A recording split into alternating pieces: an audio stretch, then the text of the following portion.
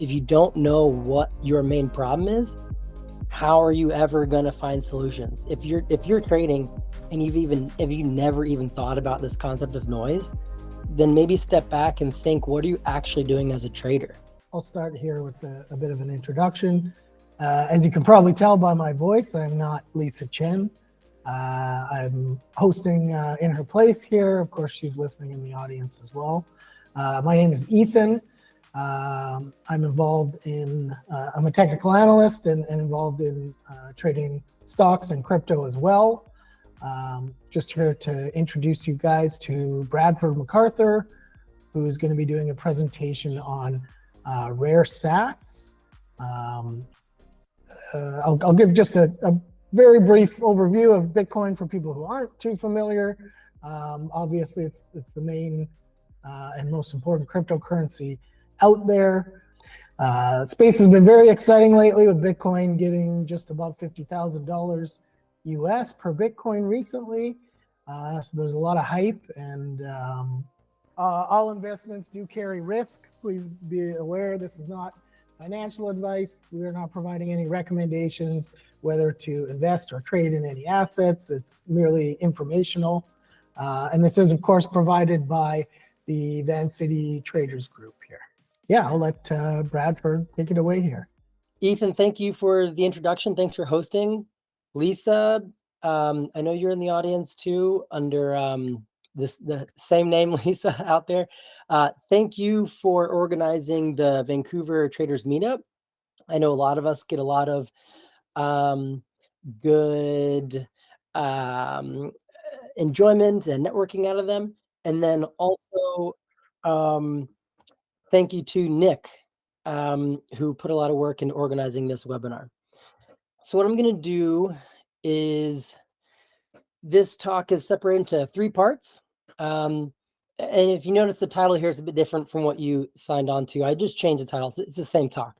I just felt like this encapsulated a bit better because we have a lot of different experience levels here and skill levels, knowledge levels. And so I wanted to try to not get incredibly in the weeds and the super technicals of some weird crypto market, but keep it applicable to everyone.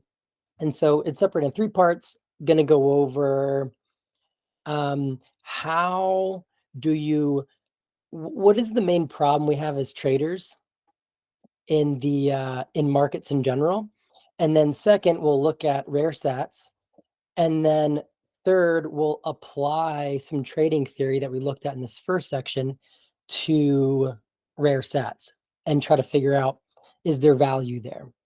All right, so quick background before we get in. I have a pretty non-traditional path that led me to trading. Teens to mid-20s, I was a professional climber and whitewater kayaker. Took me all over the world, and it actually, this portion of my life has so many inroads into how I think about markets and trading. That's a whole other talk probably, but so that's where I started. And then for 10 years, I was a professional photographer, filmer for brands like National Geographic, Arc'teryx, Rab, Olympus. That also took me all over the world, filming and photography and climbing and skiing, some wildlife. And then that started wrapping up about 6 years ago. I was working on pre-production for a macroeconomic documentary, and sorry, I was looking at a note. A macroeconomic documentary, and I fell in love with macro and began trading, and that kind of took a lot of my time and energy, and I've been trading full-time for a while now. So that's just a quick background.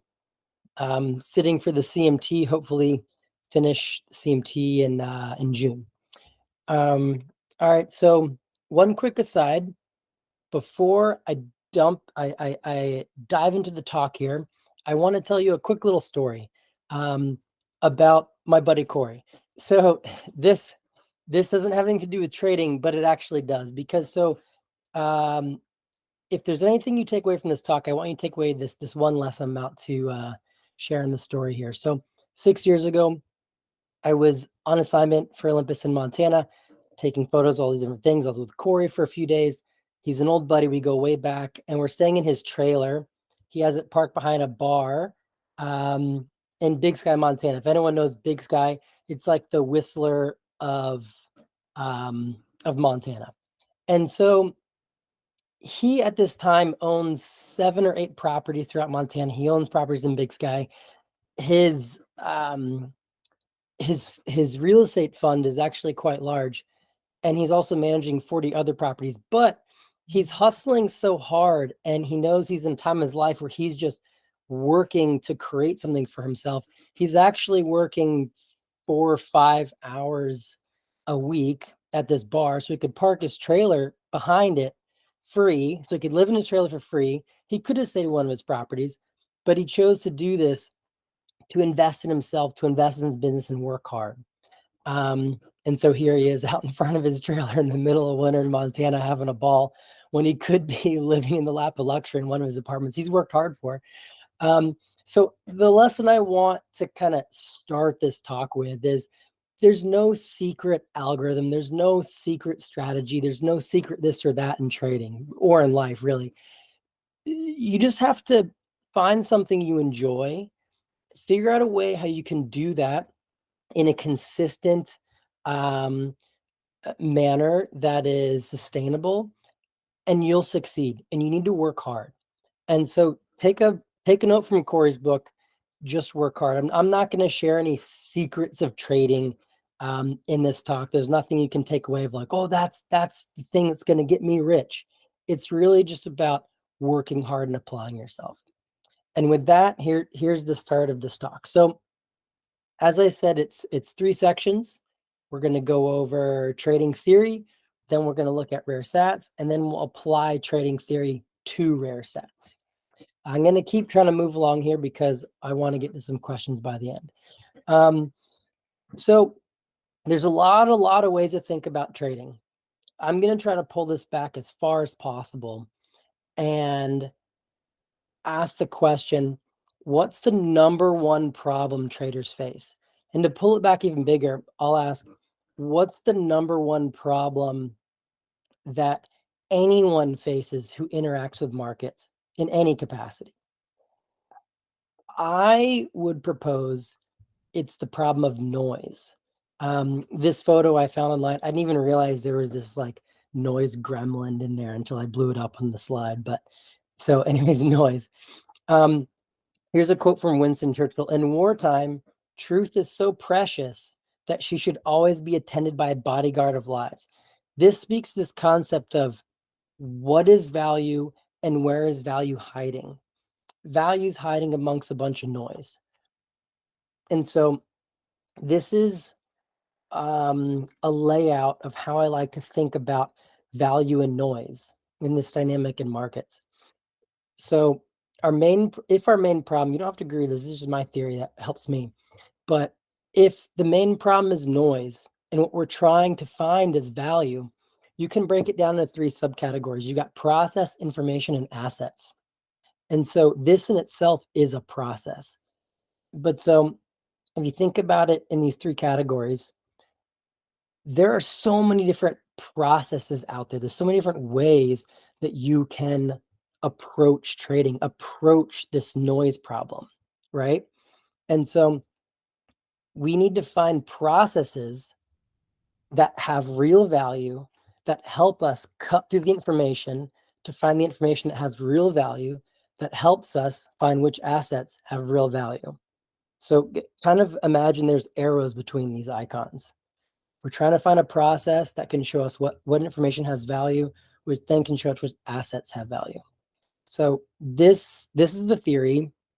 Now we're going to bookmark that. We'll put that aside for a second, and then now we'll dive into rare sats. So we'll come back to this. I just wanted to start with the idea, really, really big picture of how are we trying to think of as traders, because if you don't know what your main problem is, how are you ever going to find solutions? If you're trading and if you never even thought about this concept of noise, then maybe step back and think, what are you actually doing as a trader? because there's plenty you could disagree, but anyways, I think the main issue, noise, main solution, we're trying to find value. Okay, so rare sats. As Ethan shared, Bitcoin isn't just its own entity as a Bitcoin. There's subdivisions of it. So I know we're kind of changing gears here, so work with me. Now we're going to look at some weird numbers in the screen, and we were just in theory land a second ago. So diving into crypto, think about it like this. So you've got $1. It's subdivided into 100 cents, 100 subunits. 1 Bitcoin is subdivided into 100 million subunits, which are called sats or satoshis, named after the anonymous creator, Satoshi Nakamoto. So on the left here, top left, we got 1 satoshi is equal to 1/100th of a Bitcoin. Bottom left, excuse me, we've got 100 million satoshis is equal to 1 Bitcoin. All right, so this is how a Bitcoin subdivided. So rare sats, this came about a year ago, where someone created this thing called ordinals theory. And what ordinals theory did is it created an indexing system to identify to give each sat a unique identifying number. Not only number, but an order. There's so much here. I'm going to really try to stay, unfortunately, pretty surface level because it gets overly complex very, very quickly. But suffice to say, there's a way now to look at a Bitcoin and say, oh, this is the first sat of the Bitcoin, sat number 1 of Bitcoin, whatever. Oh, and here's sat 100 million of that Bitcoin. And people have determined for themselves which of these sats are more or less rare or more or less valuable. It's something that's just happened. No one is pitching this. There's no startup behind this. There's no enterprise behind this. It's just the market and the community has created this for itself and begun trading it. So on the right there, you can see here's one of the many different rare sats out there. Top left, uncommon. It's the first sat of each block. So Bitcoin, every 10 minutes, a new block is mined. Originally, back in 2009, a block had 50 Bitcoin. Every 4 years, there's called the halvening, where the rewards of a block get halved. So it went 50, 25, down till now it's 6.25 Bitcoin per block. That's mined every 10 minutes. In April, that drops down to 3.125. So uncommon is the first sat of each block. And then you can see all the rest in here. There's probably 50 of these. There's a lot. Here's some supply dynamics and a little bit of information. You can skip legendary. It's the one will happen in like around 2032. Epic. So this is the first sat of the first block after a halving. I know this is some really ridiculous terminology here. You don't necessarily need to understand all this, because the main point that I'm trying to give is that this is something that was created out of nothing. And we'll get more to why that's interesting in a little bit. But anyways, here's just a little more information for you. I don't really need to dive into all of it. At the end of this talk, I do have a QR code. You can scan it if you're interested. And I created just a simple little web page where you can hop on, and I've got a bunch of different links. If you were like interested in rare sats after this, you can go, you can see which markets to trade on, what wallet you need, further information. So I won't dive, it can get really deep really quick. So read this if you want, but there's more information later.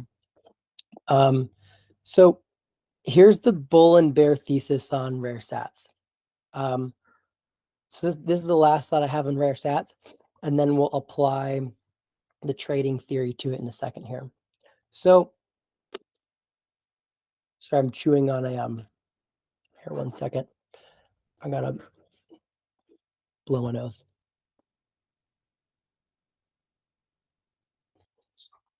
Okay, sorry about that. I'm coming over a cold, and so I'm over here just like pounding lozenges to keep myself from coughing. Okay, so here's the bull and bear case for rare sats. I'll start in the left here, go over the bull case. So supply leaving, this is a really interesting dynamic with rare sats. And I'm going to step back for a second. I just want to say, I know I'm breezing through this stuff. I'm trying to get through a lot, and I don't want to get bogged down in the little details, but hopefully this page here, we can learn more about rare sats together as I kind of go through bull and bear thesis. So first one, supply leaving. This is a really interesting dynamic with rare sats. So if you think about an equity in the equity market, if I buy a stock, I can't take that stock and make it so that it can never come back into the market. Of course, I could buy it and never sell it. That could be my decision, and it wouldn't re-enter the market, but I can't destroy that unit of stock.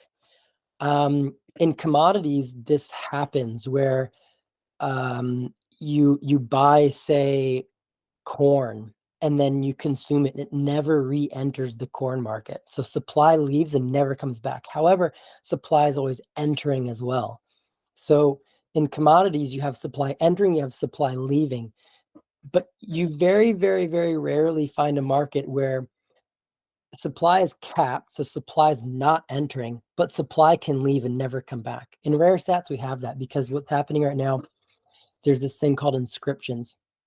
It can happen on any Bitcoin sat. It doesn't have to be a rare sat, but people are taking individual sats and inscribing on them images, videos, audio recordings, words, anything. Think of it like an NFT, but bound to a sat. So NFTs would be more Ethereum, other protocols. You can't do NFTs on Bitcoin like you can in other protocols. But so with sats, you can inscribe. And so why that's interesting is because let's take the uncommon rare sat market. So this is the first sat of a block. There's about 800,000 of them that will ever be in existence. What's happening is people are taking uncommon rare sats, they're inscribing an image on it as a, air quotes, uncommon inscription collection. And then that is its own sub-market now. But what's happened is, say that was a collection of 1,000 uncommon rare sats, that's now left the market because it's no longer a virgin rare sat. And I know this sounds crazy. I'm just trying to explain how it is, but this is all just made up digital stuff. So anyways, these 1,000 rare sats have now left the market. So that supply that's left, it can't ever come back. You can't uninscribe something. And right now there's this huge, huge fad, tens of thousands, hundreds of thousands of inscriptions happening. I don't know if anyone's seen the media where the transaction fees have skyrocketed. So anyways, that supply leaving the market, that has a huge bullish dynamic. Rare sat inscriptions, next one down, I've already kind of mentioned what that is, but basically you've got all this hype and media happening right now, and it's just drawing more attention to the rare sat market in general. Bitcoin fungible FUD. So what this is Bitcoin is considered fungible. That means one Bitcoin is equal to any other Bitcoin. It's like a dollar bill. So if I have a dollar bill in my pocket, you have a dollar bill in your pocket, they're both worth $1. Mine is no more or less valuable because it's in my pocket. It's fungible. Non-fungible would be something that's uniquely itself. Like if Michael Jordan signed my dollar bill, my dollar bill would cease to be fungible. It would become non-fungible because now it's a collector's item. It'd be arguably worth more than $1. So anyways, rare sats have created a situation where Bitcoin is no longer fungible because you have certain sats that are worth more or less. And there's in the crypto world, much like any community, there's a lot of religiosity and idealism. There's a lot of battles and fights with the community. And so anyways, a lot of people are very angry about rare sats and they're causing a big uproar, but really all it's doing is driving more attention to the space, and people are learning about it that probably wouldn't if there hadn't been a big uproar. Next one down, collectibles. It's a global industry, collectibles. It's just under $500 billion. So it's just the point that if there's such a big industry for physical collectibles, perhaps there is a space for digital collectibles. Increased listings. Next one down. This is just, there's very few places you can buy and sell rare sats. And so as the market grows, more exchanges list them. That brings in more liquidity. That brings in more interest. Liquidity doesn't mean upward pressure, though. That it could be selling liquidity. So this is, it really could go both ways, this one. Mispricing opportunities. This is a really big one. This is where I've done the best so far with rare sats. It's, as you can tell, it's very esoteric. It's really complex, and also all these different categories are sub-separated by years. So you've got, say, I'm picking on uncommons a lot, but you have, say, a 2024 uncommon. You also have a 2009 uncommon. 2009 uncommons are going for like $5,000. A 2024 uncommon is going for, last week 200, this week 150. This is US dollars. So there's a big discrepancy based on its age.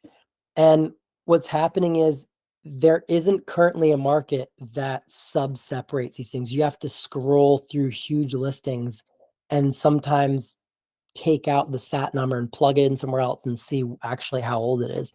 And so people are selling these rare sats, not understanding this dynamic, and there's a lot of mispricing going on. And so in the evenings, I'll just scroll these listings and I'll find crazy stuff that's crazy mispriced. And you can literally just turn around and sell it for like a couple $1,000s. It's really wild. So that's a really good opportunity.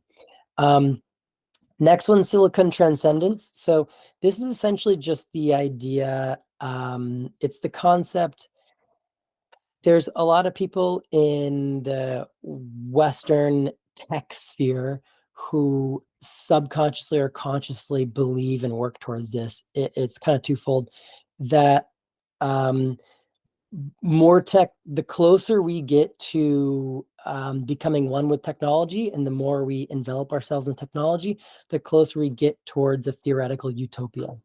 So that's kind of one idea. And the second is that we're inevitably heading there. We're inevitably heading to a place where humanity ceases to exist in the physical. We only exist in the digital, or part of us will make that transition. It's the transition to a fully digital humanity. I don't really have a dog in that fight. I disagree that there's a utopia waiting for us in a purely digital space. But anyways, as a trader, I noticed this underlying trajectory. If you think about the exponential rise of technology and how many hours a day do you spend looking at a screen, you're already living so much of your life in that digital space. And so if we think about that trajectory, that transition, the question to me is not, will we get there? I think we're working towards there. The question is, will we take our culture with us?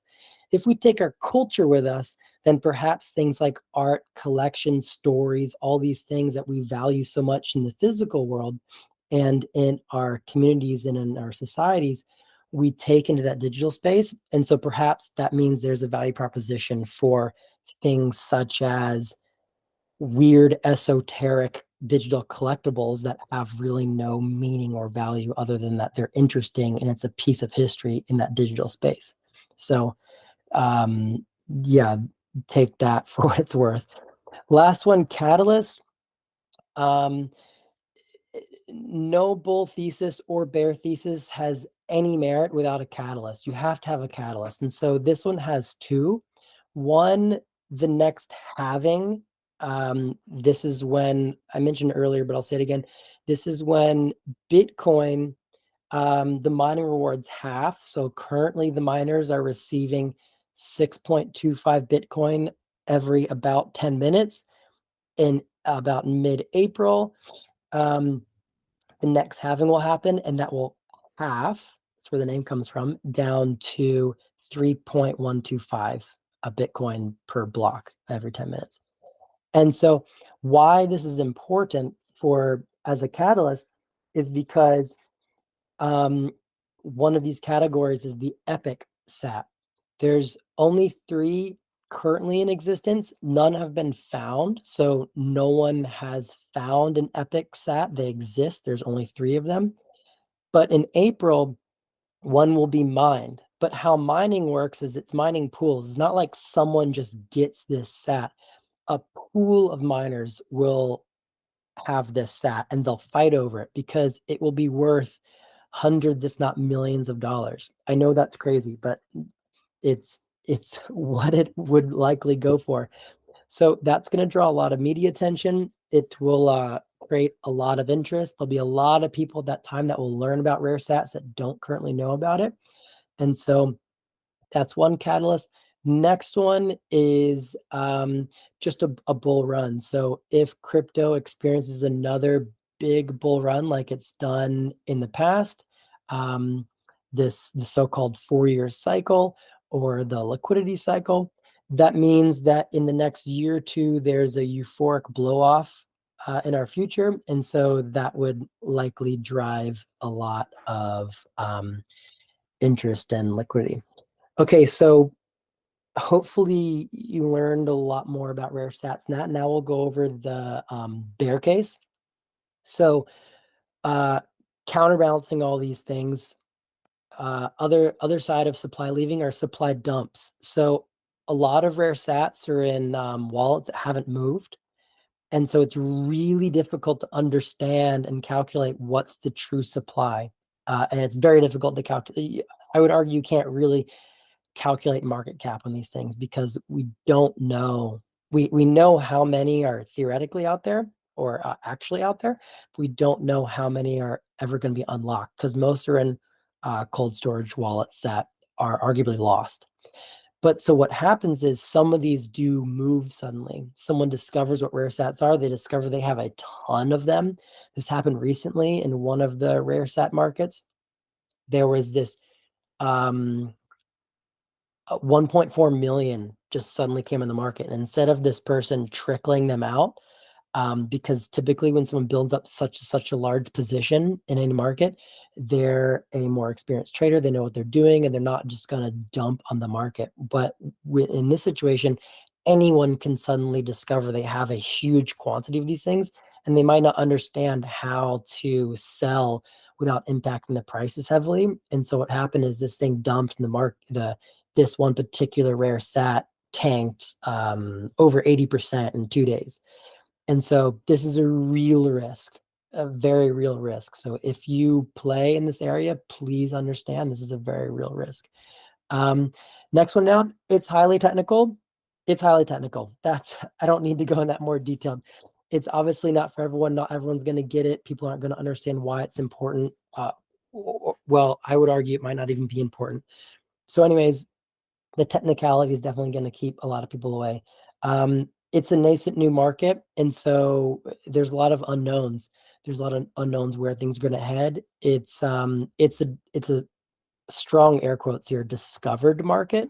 So there's potentially the market could shift and ebb and flow. So you could perhaps think one thing would be a good trade, and the market could just shift somewhere else and decide that, oh, actually we should value rare sats in this way instead of that way.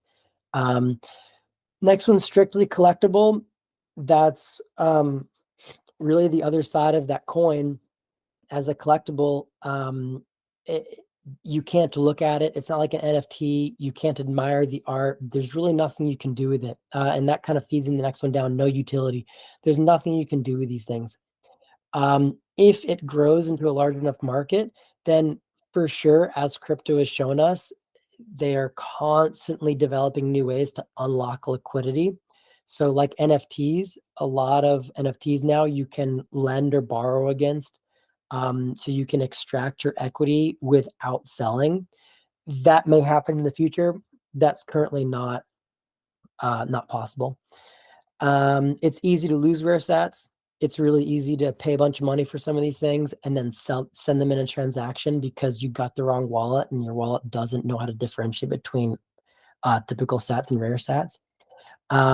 Next one, across from Silicon Transcendence, digital work, not life. So that's just the idea that we're transitioning to a greater reliance and lived experience in the digital sphere, but we're not going to bring our culture with us. It'll just be work. We won't actually live and bring these types of things that we value in the real world into the digital space.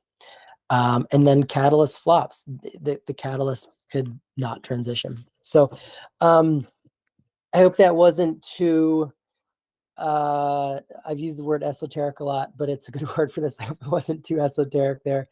So that bookends the rare sat section. And now we'll apply the theory we spoke about earlier to rare sats and try to come up with some kind of how do you value this thing? Because that's the question that we all have. And so this just is meant to visualize noise. In any market, there's a lot of noise. In crypto, there's a heck of a lot of noise. And so how do we cut through that? Here's this one again. I'll present it again. We're trying to find value from the noise through finding a process that helps us look at what information has value amongst all the other information out there to figure out which assets have value. So I'll present one of the many ways I would look at something like rare sats. There's currently aren't technical charts. I'm typically more of a technical trader, but I really enjoy thinking and looking at narratives as well and stories and what are the things that we tell ourselves and don't they have value. And so how do we value something like rare sats that doesn't have any really technicals? And the technicals are hard to trust because you don't know what the supply is and things like this. So anyways, this slide, think about it in two sections. So the top bit is kind of like a grand thesis. And this is my thesis over the next 10 years. It's essentially short inflation, long scarce assets. I don't want to have exposure to things that can expand rapidly. So I want to be short inflation. And then I want to be long scarce sats. I want to be long things that can't expand. So then take a look down at that bottom half. We have money and attention. And I put these two here because I would argue, I'm happy if you disagree with me, I would argue that money is the most expansionary thing out there, possibly the most expansionary thing out there. Attention is possibly the most fixed thing out there. Typically, we think if I have a bullish thesis on some asset and I want it to go up, and I believe it's going up for whatever reason, we typically think, well, we want more money to come in that market. I would argue that's a second level. I think I think truly what we want is attention. And I'll explain why. So under money, you've got money is expansionary. Think about your purchasing power. You can go to the bank and you can get a huge mortgage for a house. I'm also an American, and I know our credit cards are pretty famous. I can go to the States and I can get huge credit cards with basically not even a credit check. I can suddenly have like $100,000 at my disposal that wasn't there a day before. My purchasing power can rapidly expand. Money's fungible. That example I gave earlier, $1 in my pocket $1 bill in my pocket is worth the same as $1 bill in Jeff Bezos' pocket. They're both worth $1. They're fungible. So then look at attention. So attention is fixed. I can increase my attention a little bit by increasing my productivity, but there's a lot of competition for my attention. I have to sleep a large portion of the day. I have to feed myself. I got to take care of everything in my house, my life, all these things. I have a very fixed amount of attention I can give to things. Attention's non-fungible. This is the important part that will take to the next slide. So 1 unit of my attention is not worth the same as 1 unit of Jeff Bezos' attention. It sounds laughable, but it's important to think about. So there's low value attention. I would put myself in that category. There's high value attention. I would put Jeff Bezos in that category. All right, so hold that thought for just a second and we'll apply it here. I know this doesn't have to do with trading, but it's just to make a point. So here's a typical startup timeline. Idea, you raise funds, you build, you launch, there needs to be adoption, and then you get to success. So raise funds. To raise funds, you need small amounts of high value attention.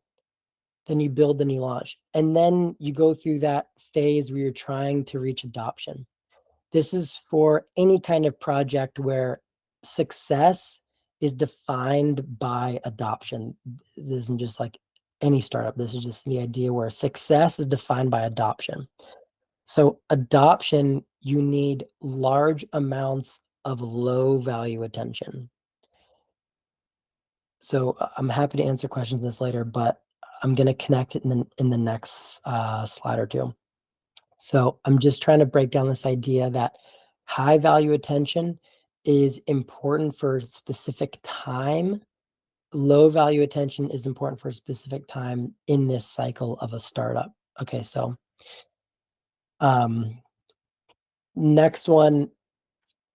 So if you look at the first line, think about that timeline of a startup. And again, I'm going to connect it to trading here in a second. So start on the top left, acquire high value. So a project that needs to raise funds needs that high value attention because that high value attention is attached to dollars. This is the fundraising process. So you can fail at raising high value attention, but you can still succeed if you properly acquire that low value attention. That's the adoption process. And so what this is trying to show is that the key element here is not the high value attention.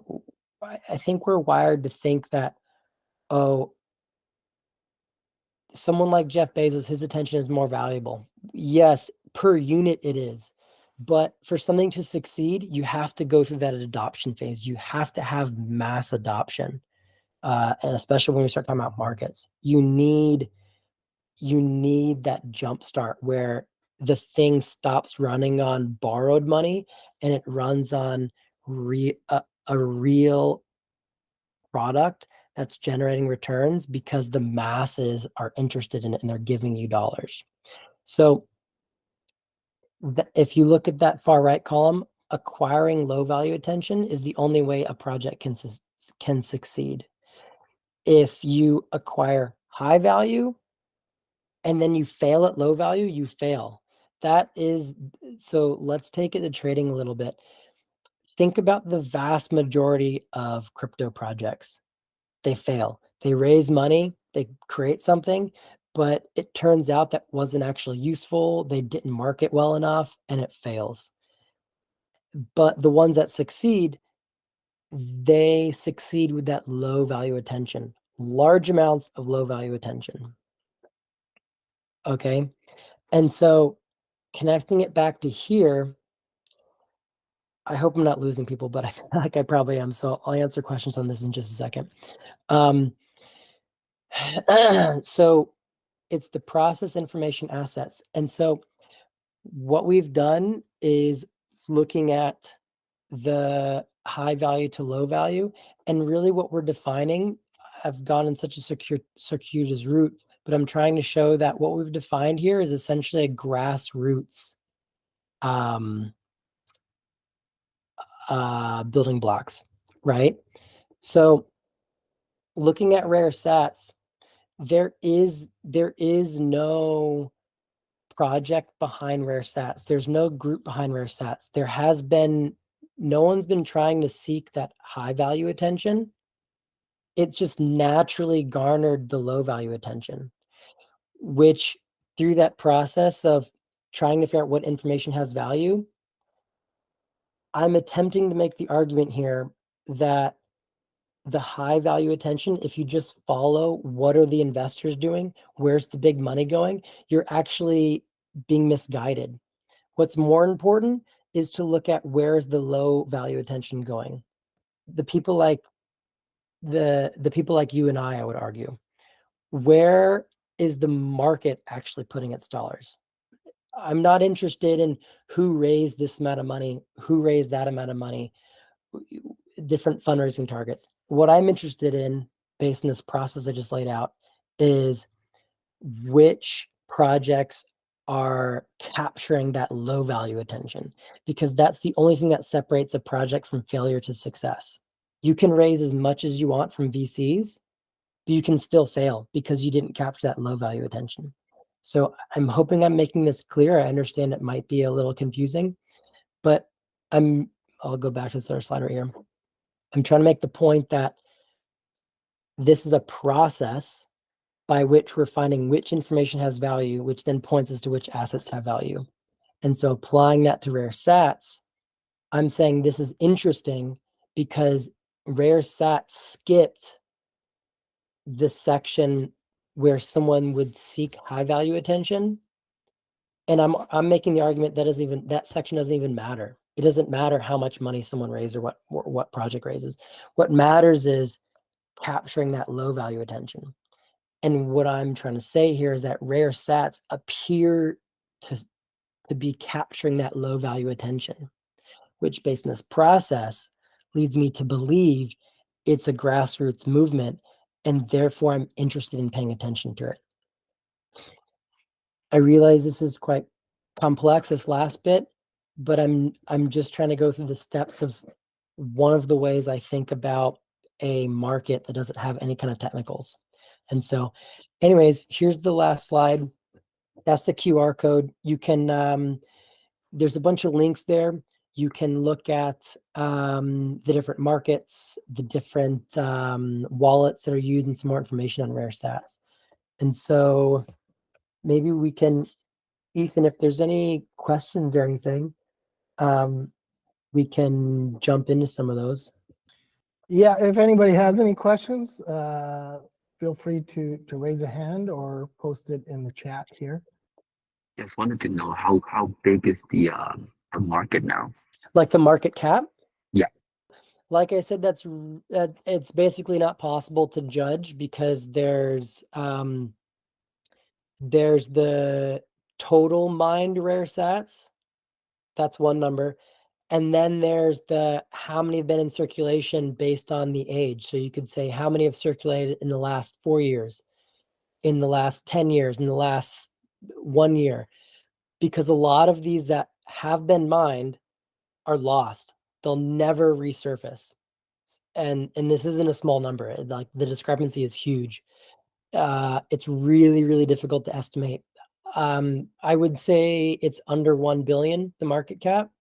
But again, it's impossible to say because we absolutely do not know what the supply is. Right. You said there is like a lot of low value attention. Where would that be? So the point I was trying to make with high value versus low value is if I had a project and I was attempting at fundraising, I'm going to go to someone like Bezos. I'm just going to keep using that as an example. 1 unit of his attention is worth so much money because of two things: because of what he's done and because of how much money that attention has access to, right? Like if I succeed in getting his attention for my project, I will have unlimited funds backing whatever project I'm doing, and also because of his network. The low value attention is basically anyone that you would not go to fundraise, right? So that's just your average market participants who are buying and selling and would find themselves interested in really anything, in this case, rare sats. So low value, I mean by that as this wasn't a funded project. There were no backers. There's no white paper. There's no nothing. This market just appeared. So in that sense, it's very grassroots. And the only people interacting with it are people that are just buying and selling because they find it interesting. Does that make sense? Yeah, that makes a lot of sense. Yeah. Okay. Where would I find these rare stats? Where would you find rare stats? Yeah, Well, if you go to this link, I want to buy, or if I, you know, and see what other people are doing with it. Where would I watch? yeah, so 2 places to learn, actually, Twitter and Discord. On this link, I've like on this QR code, you can go to Twitter and Discord. I've got some links there. You can dive into the community and learn about it. And then one of the links goes to a site called MagiSat. And if anyone listening has Bitcoin in a wallet anywhere, or if you have Bitcoin on an exchange, send it to a wallet. And then what you can do is you put that wallet address into the MagiSat. There's a bar there, and it will show you if you have any rare sats in your wallet. It's like a whole thing. People been doing this for the last year. Hundreds of billions of Bitcoin have been transacted with these people called panners. They're panning for rare sats, what they call themselves. They've been sending billions back and forth from exchanges to their wallets, and they programmatically search for rare sats. So It's this whole. if they find out they have a rare set, then what happens? Say that first part.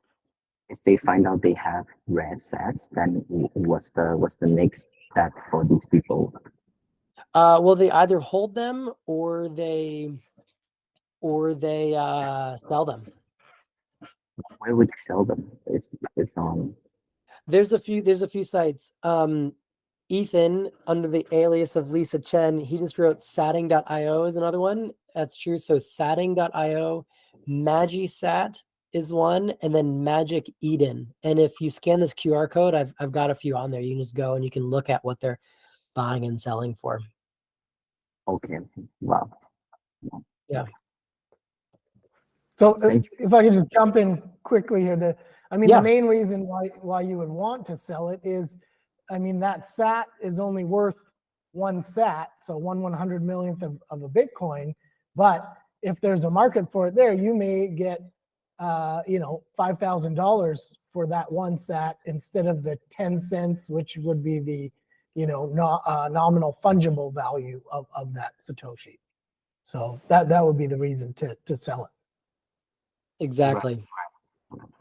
Yeah, the most expensive so far have sold for like hundreds of thousands of dollars,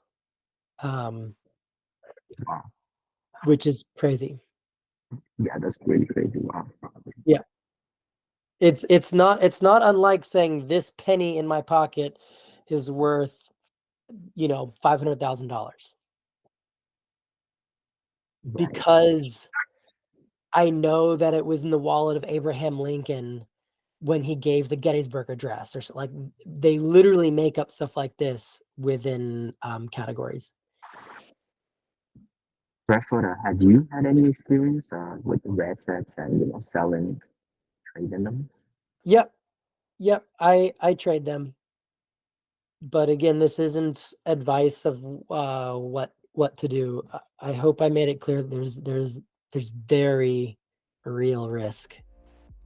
Yeah, no, very, very interesting, very new, asset really out there in the market. Considering Bitcoin itself is very new, sats and rare sats are even more new. So we're really at the leading edge of this industry right now. And I've actually learned a lot as well from Bradford bringing this stuff up. So yeah, excellent information and presentation here. And thank you everybody for coming. Again, my name is Ethan. Lisa Chen typically hosts these. And she's in the audience as well here. This is all brought to you by the Van City Traders Group. And yeah, thank you very much.